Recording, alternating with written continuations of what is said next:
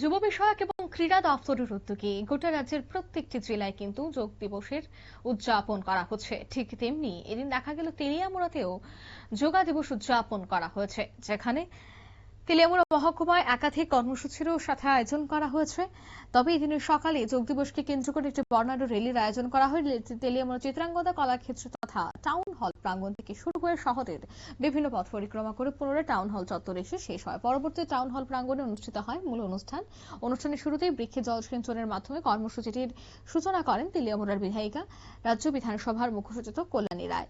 এরপর যোগ প্রদর্শনী এবং আলোচনা চক্র অনুষ্ঠিত হয়। অনুষ্ঠানে উপস্থিত ছিলেন তেলিয়ামুড়া পৌর পরিষদের চেয়ারম্যান রূপক সরকার, ভাইস চেয়ারম্যান মধুসূদন রায়, তেলিয়ামুড়া মহকুমা প্রশাসনের 2 ডিসিএম সহ বিভিন্ন দপ্তরের আধিকারিক এবং কর্মীরা। আজকের এই অনুষ্ঠান থেকে কি বলছেন এলাকার বিধায়িকা কল্যাণী সাহারায় শোনাবো।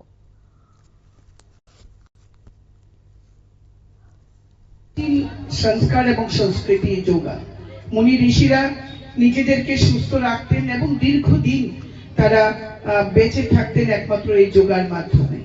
আজকালকার মতো তখনকার সময়ে এত ওষুধ আবিষ্কার হয়নি, এত মেডিকেল ইকুইপমেন্টস আবিষ্কার হয়নি, কিন্তু তারা সুস্থভাবে তারা জীবন যাপন করতেন এবং জীবনের শেষ দিন পর্যন্ত তারা সুস্থ থাকতেন শুধুমাত্র এই যোগাভ্যাসের মাধ্যমে।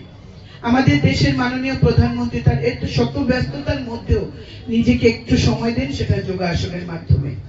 এবং যোগাসন তার জীবনের আষ্টে পৃষ্ঠে জড়িয়ে রয়েছে বলে একটি আমরা হয়তো ভাবি যারা আমরা সবসময় যোগা করি না বা আমরা ওইভাবে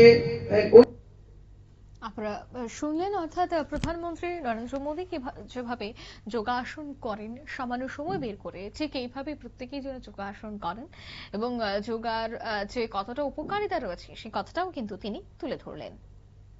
এই মুহূর্তের সংবাদ এ পর্যন্ত। আমাদের পরবর্তী নিউজ আপডেট দেখার জন্য অবশ্যই চোখ রাখবেন শুধুমাত্র নিউজ ভ্যানগার্ডের পর্দায়। ধন্যবাদ।